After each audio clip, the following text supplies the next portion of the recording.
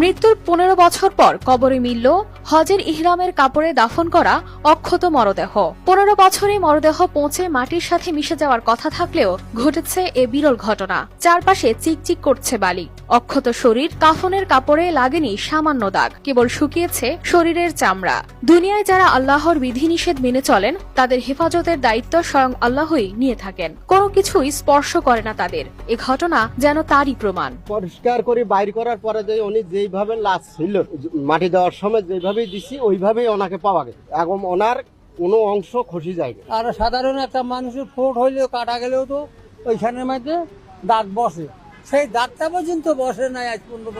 আল্লাহ পাকের কত কুদরত। রংপুর মহানগরীর নবদিগঞ্জ গোদাসিমলা এলাকার বিরল এ ঘটনায় ব্যাপক চাঞ্চল্যের সৃষ্টি হয়েছে। শোনার পরে আমরা চলে আসছি। আমরা এখানে আসছিলাম, অনেক তার সাথে বেড়াছি, দেখছি, খাইছি। তা ওই সাহেব আমার ওখানে গেছিল, আমার ওখানে বেড়াইতো, থাকতো। আমরা দেখছি অত্যন্ত সে ভালো লোক ছিল। চেহারাটা কোনো পচন হয়নি। Large screen, dual stereo speaker এবং সুপার ফাস্ট চার্জিং এর সাথে এন্টারটেইনমেন্ট কিং নেক্সট জি N72। কোনো কিছুই হয়নি, চেহারাটা জাস্ট একটু চেপে গেছে।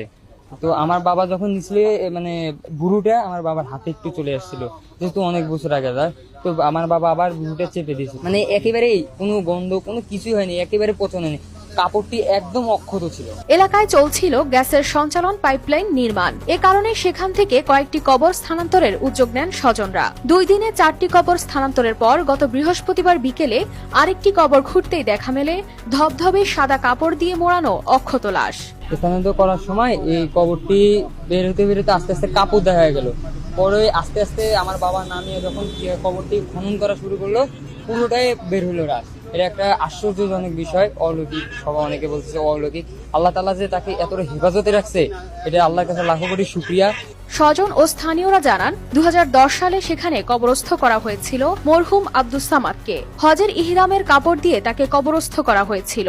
যেভাবে তাকে কিবলামুখী করে রাখা হয়েছিল ঠিক সে অবস্থায় অক্ষত ছিলেন গত 15 বছর। দ্বিতীয়বার স্বচক্ষে অবিকল মরদেহ দেখতে পেয়ে অবাক মরহুমের স্বজনরা। আজকে 15-16 বছর, কিন্তু এই 16 বছর পরে এখন এই লাইনের খননের কারণে আমরা লাশটা উঠাই। আমরা ভালো ভালো আলেমদের সঙ্গে কথা বলছি, ট্রান্সফার করা, কবর ট্রান্সফার করা জায়েজ আছে, সবাই বলছে।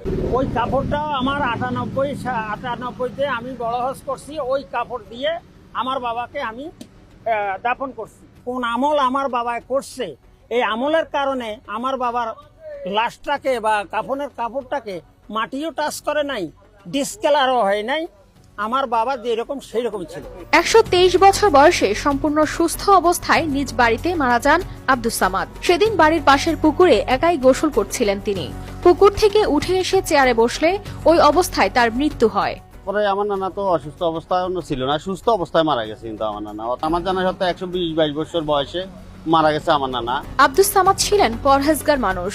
এলাকার জনহিতকর মানুষ হিসেবেও খ্যাতি ছিল তার। দেশের বিভিন্ন প্রান্তে গিয়ে দিতেন ইসলামের দাওয়াত। তিনি একজন অত্যন্ত পরেজগার মানুষ ছিলেন। তিনি 5 ওয়াক্ত নামাজ পড়তেন, জামাতে থাকতেন, তাবলিগ চিল্লায় থাকতেন।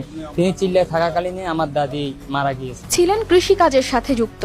তিনি 8 ছেলে ও 4 কন্যা সন্তানের জনক। এর মধ্যে মারা গেছেন তার 2 ছেলে ও 1 মেয়ে। মৃত্যুর 1 যুগেরও বেশি সময় ধরে কবরে অক্ষত থাকার ঘটনা স্বাভাবিক বলে মনে করেন মাওলানা মোহাম্মদ সাইফুল ইসলাম। কোরআন কারীমের আয়াত এবং এই হাদিসের আলোকে স্পষ্ট প্রমাণিত হয়, যারা সত্যিকার অর্থে আল্লাহর ওলি, শহীদ, নেককার বান্দা, তাদের দেহকে আল্লাহ সুবহানাহু ওয়া তাআলা কুদরতিভাবে হেফাজত করেন।